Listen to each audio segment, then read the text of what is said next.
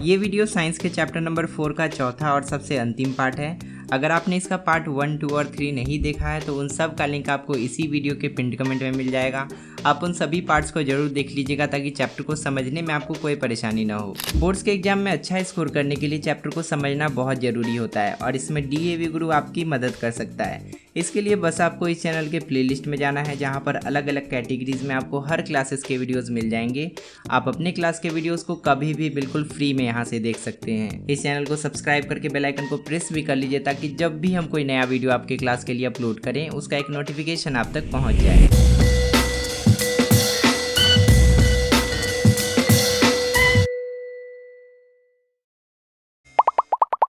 आज के क्लास में हम लोग यहाँ से पढ़ना शुरू करेंगे एटमॉस्फेरिक प्रेशर। इससे पहले कि जितने भी टॉपिक्स थे सभी आपको पार्ट 1, 2 और 3 में मिल जाएंगे। हम लोग जानते हैं कि एयर हमारे चारों तरफ है और हमारे धरती का जो ग्रेविटेशनल पुल है वही एयर को हमारे चारों तरफ होल्ड करके रखता है। अगर हमारी धरती ग्रेविटेशनल पुल नहीं लगाती तो हमारी धरती के ऊपर एयर का कोई भी लेयर नहीं होता, और अगर हमारी धरती के ऊपर एयर का लेयर नहीं होता तो हम लोग भी यहाँ पर सरवाइव नहीं कर पाते। एयर का यही इन्वेलप जो कि हमारे धरती को चारों तरफ से घेर कर रखा है उसी को हम लोग एटमॉस्फेयर कहते हैं। अगर हम लोग एटमॉस्फेयर के एक्सटेंशन की बात करें तो हमारे धरती के सरफेस से लगभग 1000 किलोमीटर की ऊंचाई तक हमारा एटमॉस्फेयर फैला हुआ है। धरती के सरफेस से 1000 किलोमीटर की ऊंचाई तक जो एयर फैला हुआ है इसका कुछ तो वेट होगा, क्योंकि एयर वेटलेस तो होता नहीं है।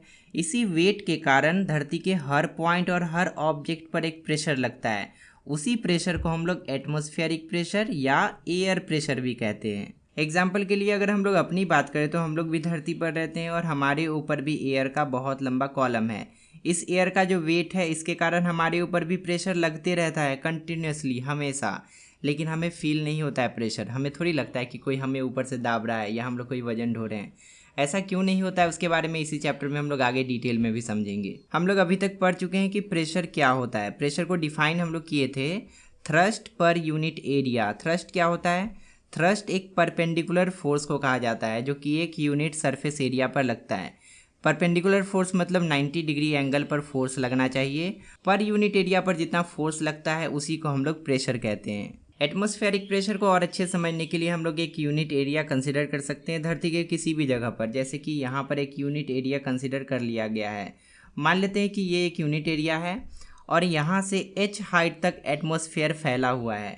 h हाइट तक एटमॉस्फेयर ऊपर तक गया हुआ है। इस h हाइट वाले एटमॉस्फेरिक कॉलम का कुछ ना कुछ तो वेट जरूर होगा, क्योंकि इसमें जो एयर भरा हुआ है वो वेटलेस नहीं है। इस एयर के वेट के कारण एक परपेंडिकुलर फोर्स लगेगा जिसको कि हम लोग थ्रस्ट कहते हैं, और ये फोर्स कहाँ लगेगा? इस वाले यूनिट एरिया पर लगेगा। इसीलिए इस फोर्स के कारण जो इफेक्ट क्रिएट होगा उसको हम लोग एटमॉस्फेरिक प्रेशर कहेंगे। क्योंकि प्रेशर को डिफाइन करने के लिए हम लोग बोलते हैं pressure is thrust per unit area, और यहाँ पर एयर के वेट के कारण एक थ्रस्ट लग रहा है और जो कि इस यूनिट एरिया पर काम कर रहा है, इसीलिए हम लोग इसको एटमॉस्फेरिक प्रेशर कहेंगे। वही चीज़ यहाँ पर लिखा भी है, the weight of an air column contained in a cylinder. उस एयर कॉलम का वेट जो कि सिलेंडर के रूप में है ऑफ हाइट h, और जिसका हाइट h है, having base of unit area, और जिसका बेस में वही यूनिट एरिया है जिसको हम लोग कंसिडर किए थे, is the atmospheric pressure at that place. उस जगह का एटमॉस्फेरिक प्रेशर इसी के वेट के बराबर होगा। मतलब सिंपल भाषा में हम लोग बोल सकते हैं कि इस एटमॉस्फेरिक कॉलम का लंबाई जितना ज़्यादा होगा उतना ही ज़्यादा एयर इस वाले यूनिट एरिया पर रहेगा, और जितना ज़्यादा एयर रहेगा उतना ही ज़्यादा उसका वेट होगा, और जितना ज़्यादा वेट होगा उतना ही ज़्यादा फोर्स लगेगा, और जितना ज़्यादा फोर्स लगेगा उतना ही ज़्यादा एटमॉस्फेरिक प्रेशर भी होगा। अब यहाँ पर एक बहुत ही इंपॉर्टेंट क्वेश्चन आता है, Why is it that we do not feel this large atmospheric pressure acting on us all the time? हमारे सिर के ऊपर भी तो हमेशा 1000 किलोमीटर लंबा एयर कॉलम रहता है, और इस 1000 किलोमीटर लंबे एयर कॉलम का वेट भी बहुत ज़्यादा होता है, जिसके कारण बहुत ज़्यादा प्रेशर भी लगता है हमारे सिर के ऊपर। लेकिन हमें इसका पता क्यों नहीं चलता है, हमें फील क्यों नहीं होता है? हमें एटमॉस्फेरिक प्रेशर इसीलिए फील नहीं होता है क्योंकि हमारे बॉडी के अंदर से भी एक प्रेशर लग रहा होता है, और हमारे बॉडी के अंदर से लगने वाला जो प्रेशर होता है वो एयर प्रेशर के ही बराबर होता है, जिसके कारण से दोनों एक दूसरे को इक्वेट कर देता है। एग्जाम्पल के लिए अगर इसको हम लोग अपना बॉडी मान ले तो जितना एटमॉस्फेरिक प्रेशर हमारे बॉडी पर लगता है उतना ही प्रेशर हमारा ब्लड भी बॉडी के अंदर से लगा देता है, जिसके कारण ये दोनों प्रेशर एक दूसरे के इफेक्ट को कैंसिल कर देते हैं और हमें कुछ भी फील नहीं होता है। This internal pressure cancels the effect of this outside pressure and saves us from getting crushed under it. ये जो इंटरनल प्रेशर हमारे बॉडी के अंदर से लगता है वो आउटसाइड प्रेशर को बैलेंस कर देता है और हमें कुचल जाने से बचा लेता है। अगर हमारे बॉडी का इंटरनल प्रेशर नहीं होता, अगर हमारा बॉडी अंदर से प्रेशर नहीं लगाता, तो जो एटमॉस्फेयर है वो हमें कुचल देता। एटमॉस्फेयर का प्रेशर हम लोग झेल ही नहीं पाते। इस वाले डू यू नो में एक बड़ा ही इंटरेस्टिंग पॉइंट बताया गया है। आपको जानकर आश्चर्य होगा कि हमारा शोल्डर कितना वेट कैरी करता है हर समय। अगर हम लोग कैलकुलेशन करें तो लगभग 1000 किलो हमारे शोल्डर पर हमेशा वेट रहता है। इसके कैलकुलेशन के लिए अगर हम लोग अपने शोल्डर का approximate area 10 centimetre into 10 centimetre भी ले लें और हमारे शोल्डर पर जो एयर का कॉलम होगा उसका लंबाई मात्र 300 किलोमीटर भी ले लें तो उस एयर का वेट 1000 किलोग्राम पुर जाएगा। इसको हम लोग फिगर के थ्रू भी समझ सकते हैं। मान लेते हैं ये हमारा शोल्डर है जिसका एरिया 10 सेंटीमीटर इंटू 10 सेंटीमीटर है। अगर इसके ऊपर जो एयर का कॉलम है उसका लेंथ हम लोग 300 किलोमीटर भी मान लें तो भी इस एयर का वेट 1000 किलोग्राम हो जाएगा और ये 1000 किलोग्राम हमेशा हमारे शोल्डर पर रहता है। लेकिन इतना ज़्यादा वेट हमें इसीलिए फील नहीं होता है क्योंकि हमारे बॉडी का जो इंटरनल प्रेशर है वो इसको बैलेंस करके रखता है। हमारे बॉडी का इंटरनल प्रेशर कैसे हमें एटमॉस्फेरिक प्रेशर से कुचल जाने से बचाता है उसको समझने के लिए हम लोग एक्टिविटी नंबर 10 कर सकते हैं। बहुत सिंपल एक्टिविटी है। इसके लिए सबसे पहले हमें एक प्लास्टिक का बॉटल लेना है और उसमें गर्म पानी को रख देना है। उसके बाद हमें बॉटल के ढक्कन को टाइट कर देना है। उसके बाद उसे शेक करना है। फिर उस गर्म पानी को निकाल कर जल्दी से दूसरे कंटेनर में डाल देना है और फिर उस ढक्कन को टाइटली बंद कर देना है। इतना करने के बाद आपको दिखेगा कि बॉटल का जो वाल है उसमें डिफॉर्मेशन होना शुरू हो जाता है। बॉटल जो है अंदर की ओर क्रश हो जाता है। जैसे कि हम लोग बॉटल को क्रश कर देते हैं घुमाकर, बिल्कुल उसी तरह अपने आप हो जाएगा, हमें उसको छूना भी नहीं पड़ेगा। ऐसा हुआ क्यों, इसके पीछे का रीज़न ध्यान से समझिएगा। जब हम लोग बॉटल में कुछ भी नहीं किए थे, गर्म पानी नहीं डाले थे, तो जितना प्रेशर बाहर से एटमॉस्फेयर लगा रहा था ना उतना ही प्रेशर अंदर से भी लग रहा था, जिसके कारण से बॉटल डिफॉर्म नहीं कर रहा था, जैसे का तैसा रखा हुआ था। जब हम लोग इसमें गर्म पानी को डाले उसके कारण इसमें जो एयर प्रेजेंट था वो गर्म हो गया और एक्सपैंड कर गया। एयर का खासियत होता है कि गर्म करने पर वो फैल जाता है। बिल्कुल उसी तरह से यहाँ पर भी हुआ और जो एक्स्ट्रा एयर था यहाँ से निकल गया। उसके बाद हम लोग जो भी पानी यहाँ पर डाले थे उसको निकाल कर दूसरे कंटेनर में डाल दिए और फटक से ढक्कन को बंद कर दिए। अब इसमें जो एयर बंद हो चुका है वो गर्म भी है और एक्सपैंड भी हो चुका है। लेकिन समय के साथ जैसे जैसे इसका टेम्परेचर घटेगा वैसे वैसे एयर सिकुड़ने लगेगा और इसके सिकुड़ने के कारण अंदर का जो प्रेशर है वो बहुत कम हो जाएगा। भीतर में लो प्रेशर एरिया क्रिएट हो जाएगा और बाहर का जो प्रेशर है इसके मुकाबले ज़्यादा होगा। बाहर का हाई प्रेशर इस वाले बॉटल पर हावी हो जाएगा और उसके कारण से बॉटल इस तरह से सिकुड़ जाएगा। यही हाल हमारे बॉडी के साथ भी हो सकता है अगर हमारे बॉडी का इंटरनल प्रेशर काम करना बंद कर दे। अगर हमारे बॉडी के अंदर का प्रेशर कम होगा तो जो एटमॉस्फेरिक प्रेशर है वो हमें कुचल देगा। हमारा अगला टॉपिक है वेरिएशन इन एयर प्रेशर। हमारे धरती पर हर जगह सेम एयर प्रेशर नहीं होता है, उसका वैल्यू वेरी करता है, बदलते रहता है जगह जगह के हिसाब से। आपको पता भी होगा कि हमारी धरती पर अलग अलग तरह के लैंड फॉर्म्स पाए जाते हैं। कहीं का ज़मीन समतल होता है तो कहीं पर पहाड़ मिलता है। अगर हम लोग समतल ज़मीन पर किसी पॉइंट की बात करें तो यहाँ पर जो एयर प्रेशर लगेगा ना उसका वैल्यू ज़्यादा होगा। लेकिन अगर हम लोग पहाड़ पर किसी पॉइंट की बात करें तो यहाँ पर लगने वाला एयर प्रेशर का वैल्यू कम होगा, क्योंकि आप क्लियरली देख पा रहे हैं कि यहाँ पर जो एयर कॉलम है इसका लेंथ ज़्यादा है, बहुत लंबा सा एयर कॉलम है। इस कारण से इसमें जो भी एयर आएगा उसका वेट भी ज़्यादा होगा और वेट ज़्यादा होगा तो प्रेशर भी इस पॉइंट पर ज़्यादा लगेगा।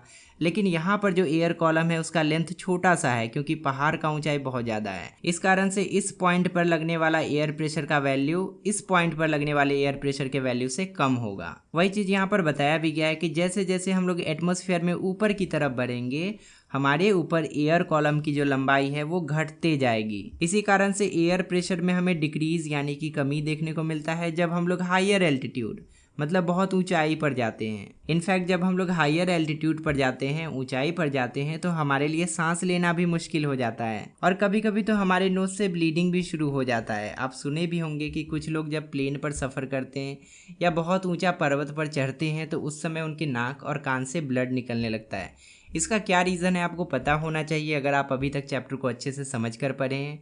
इसका जो भी रीज़न आपको लगता है आप कमेंट में लिखकर बताइएगा। और हाँ, कोई कमेंट में ये नहीं लिखेगा कि ऊपर जाने के बाद हमारे पास स्ट्रेंजर थिंग्स का पावर आ जाता है। आगे हमें बताया गया कि अधिकतर जो क्लाइंबर्स होते हैं जो कि ऊंचे ऊंचे पर्वतों पर चढ़ते हैं, जैसे कि माउंट एवरेस्ट हो गया, वो अपने साथ ऑक्सीजन सिलेंडर लेकर जाते हैं। इसका मतलब ये हुआ कि जैसे जैसे हम लोग ज़मीन से ऊपर की तरफ बढ़ते हैं एटमॉस्फेरिक प्रेशर तो घटता ही है, साथ ही साथ ऑक्सीजन की मात्रा भी घटने लगती है। इसी कारण से जो एयरक्राफ्ट्स होते हैं, जो एरोप्लेन्स होते हैं, उसमें प्रेशराइज्ड केबिन्स का इस्तेमाल किया जाता है।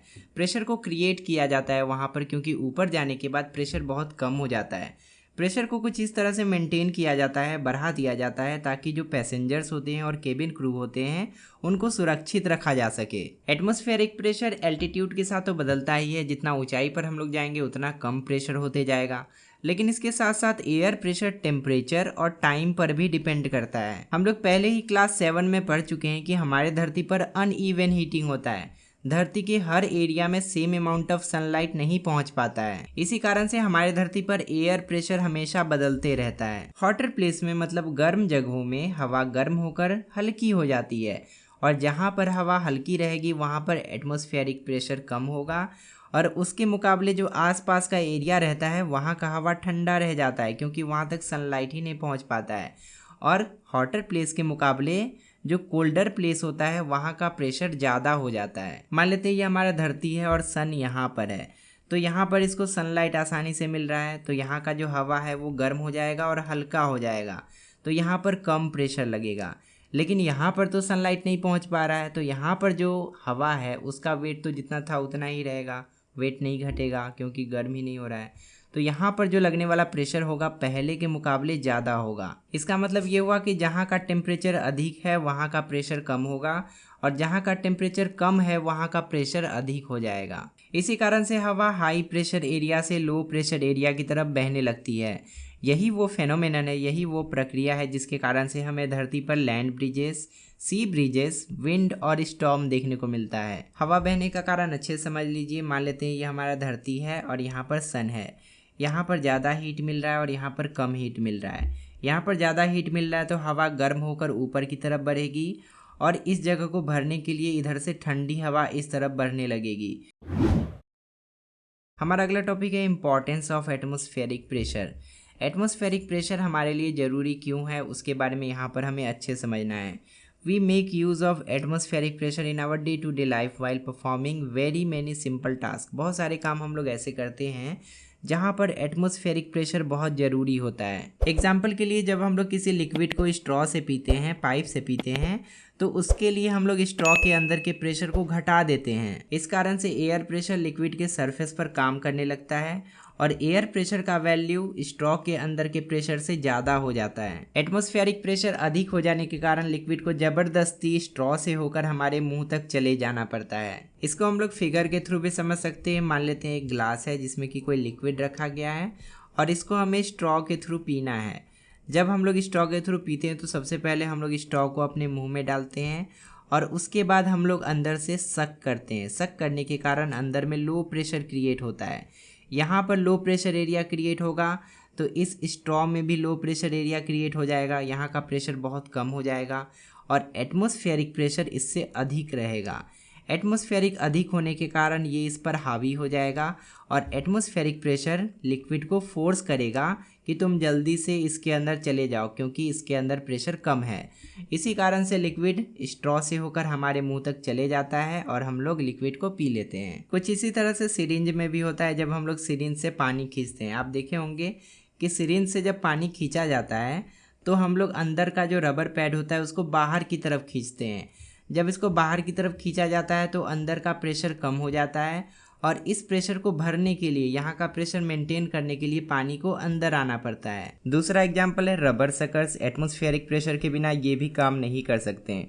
रबर सकर्स को आप खिलौने वाले गन में देखे होंगे, जिसमें कि बुलेट के जगह पर रबर सकर दिया होता है। जैसे हम लोग फायर करते हैं वो बुलेट जाकर दीवार पर चिपक जाता है, वो इसीलिए चिपकता है क्योंकि उसमें रबर शकर लगा हुआ होता है। जब रबर शकर को प्रेस किया जाता है तो उसके और वाल के बीच का जो एयर है उसको जबरदस्ती बाहर निकल जाना पड़ता है। इस कारण से उसके अंदर वैक्यूम क्रिएट हो जाता है, लो प्रेशर एरिया क्रिएट हो जाता है और बाहर का प्रेशर ज़्यादा होने के कारण बाहर का प्रेशर ही उसको दीवार के अगेंस्ट होल्ड करके रख पाता है। अब अगर हमें इस शकर को दीवार के सरफेस से हटाना होता है तो हमें एक फोर्स लगाना पड़ता है और फोर्स हमें इतना लगाना पड़ता है ताकि वो एटमॉस्फेरिक प्रेशर को ओवरकम कर सके।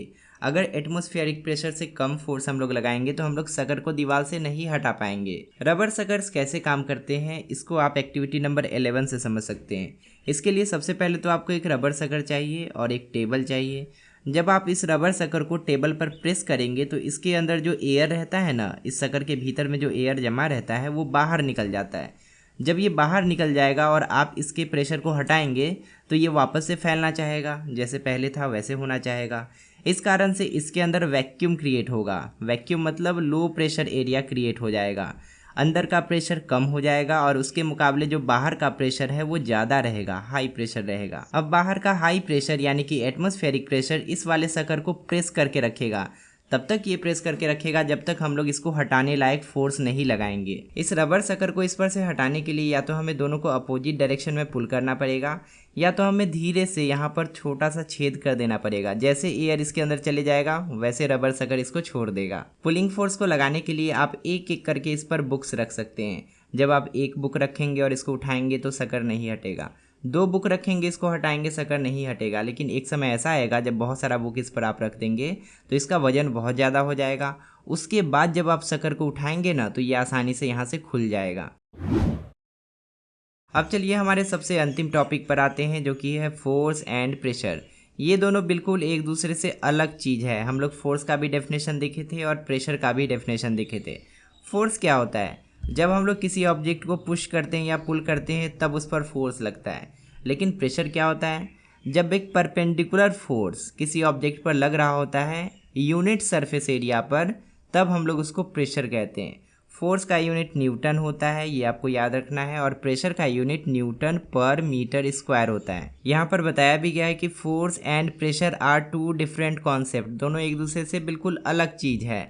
लेकिन कभी कभी हम लोग दोनों वर्ड को एक दूसरे के जगह पर यूज़ कर देते हैं। ऐसा हमें नहीं करना चाहिए, हमें इसको अवॉइड करना चाहिए। Let us bring out the differences between the two by making concept map. अब हम लोग कॉन्सेप्ट मैप बनाकर दोनों में क्या क्या डिफरेंस है उसको देखेंगे। पहला कॉन्सेप्ट मैप है फोर्स का। फोर्स के बारे में अभी तक हम लोग जितना कुछ पढ़े हैं सभी को समराइज करके यहाँ पर दिया गया है। फोर्स का नेचर क्या होता है हम लोग ये भी पढ़ चुके हैं, और फोर्स का इफेक्ट क्या होता है वो भी हम लोग पढ़ चुके हैं। सबसे पहले नेचर की बात करते हैं। फोर्स का मेनली 4 नेचर होता है। फोर्स पुशिंग भी हो सकता है और पुलिंग भी हो सकता है। जब हम लोग किसी ऑब्जेक्ट को धकेलते हैं तब भी फोर्स लगता है, और जब हम लोग किसी ऑब्जेक्ट को खींचते हैं तब भी फोर्स लगता है। Arises due to interaction between object. जब 2 ऑब्जेक्ट के बीच में इंटरैक्शन होता है, दोनों एक दूसरे के कांटेक्ट में आते हैं, तो उसके कारण से फोर्स का वैल्यू बढ़ जाता है। Can act on an object with और विदाउट बीइंग इन कॉन्टेक्ट। किसी ऑब्जेक्ट पर फोर्स लगाने के लिए हम लोग कांटेक्ट में भी आ सकते हैं तब भी फोर्स लग जाएगा, और बिना कांटेक्ट में आए भी हम लोग उस पर फोर्स लगा सकते हैं। सबसे अंतिम नेचर है force has both direction as well as magnitude. मतलब फोर्स में दिशा भी होती है और मैग्नीट्यूड यानी कि उसका कुछ मान भी होता है, उसका कुछ वैल्यू भी होता है। अब फोर्स के इफेक्ट्स को देख लेते हैं। फोर्स का मेनली 3 इफेक्ट होता है और तीनों इफेक्ट के बारे में हम लोग डिटेल में पढ़ चुके हैं। पहला इफेक्ट हमने पढ़ा था कि फोर्स जो है किसी भी ऑब्जेक्ट के स्टेट ऑफ रेस्ट में चेंज ला सकता है। मतलब अगर कोई ऑब्जेक्ट रुका हुआ है, रेस्ट में है, और हम लोग उस पर फोर्स लगाएंगे तो वो मोशन में आ जाएगा। उसके बाद हमने पढ़ा था कि फोर्स के कारण हम लोग किसी ऑब्जेक्ट के स्टेट ऑफ मोशन में भी चेंज ला सकते हैं। अगर कोई ऑब्जेक्ट मोशन में है, मूव कर रहा है, तो हम लोग फोर्स लगाकर इसको रोक सकते हैं, या इसका स्पीड बदल सकते हैं, या इसका डायरेक्शन बदल सकते हैं। और सबसे अंतिम में हमने पढ़ा था कि फोर्स के कारण किसी ऑब्जेक्ट का साइज और शेप भी बदल सकता है। दूसरा कॉन्सेप्ट मैप है प्रेशर का। प्रेशर के बारे में अभी तक हम लोग जितना कुछ पढ़े हैं उसके बारे में भी यहाँ पर समराइज करके दिया गया है। सबसे पहले तो हम लोग प्रेशर का फॉर्मूला देखे थे। प्रेशर इक्वल टू होता है thrust upon contact area. Thrust हम लोग परपेंडिकुलर फोर्स को बोलते हैं जो कि किसी ऑब्जेक्ट पर 90 डिग्री एंगल पर लगता है, और कॉन्टेक्ट एरिया के तौर पर हम लोग उस एरिया को लेते हैं जिस पर ये परपेंडिकुलर फोर्स लग रहा होता है। प्रेशर के मेनली 3 टाइप्स होते हैं। पहला वह प्रेशर होता है जो कि सॉलिड्स के कारण लगता है। दूसरा वह प्रेशर होता है जो कि लिक्विड्स के कारण लगता है, और तीसरा वह प्रेशर होता है जो कि गैसेस के कारण लगता है। सॉलिड्स के कारण लगने वाले प्रेशर के बारे में हमें ज़्यादा कुछ नहीं पढ़ना था, हमें डिटेल में पढ़ना था लिक्विड्स के कारण लगने वाले प्रेशर के बारे में और गैसेस के कारण लगने वाले प्रेशर के बारे में। लिक्विड प्रेशर जो होता है वो लिक्विड कॉलम के हाइट पर डिपेंड करता है। जितना ज़्यादा ऊंचा लिक्विड का कॉलम होगा उतना ही ज़्यादा प्रेशर इस पॉइंट पर लगेगा। इसके बारे में और डिटेल में पढ़ने के बाद हमें पता चला था कि जैसे जैसे हम लोग गहराई में जाते हैं वैसे वैसे प्रेशर बढ़ते जाता है। उसके बाद हमें ये भी पता चला था कि लिक्विड प्रेशर लिक्विड के डेंसिटी पर डिपेंड करता है। डेंसिटी जितना ज़्यादा होता है, जितना ज़्यादा गाढ़ा लिक्विड होता है, उतना ही ज़्यादा प्रेशर लगता है। लिक्विड प्रेशर हर डायरेक्शन में बराबर लगता है, और ये जो लिक्विड प्रेशर है ये कभी भी कंटेनर के शेप पर डिपेंड नहीं करता है। उसके बाद सबसे अंतिम में गैसेस के कारण लगने वाले प्रेशर के बारे में पढ़ते हुए हमें एटमॉस्फेरिक प्रेशर के बारे में पता चला, और एटमॉस्फेरिक प्रेशर हमारे डेली लाइफ में क्यों इंपॉर्टेंट है उसके बारे में भी हमने पढ़ लिया था।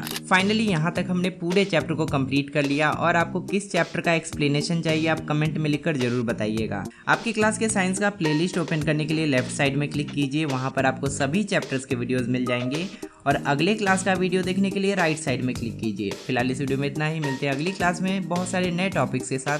तब तक के लिए अपना ध्यान रखिए और अच्छे से पढ़ाई करते रहिए।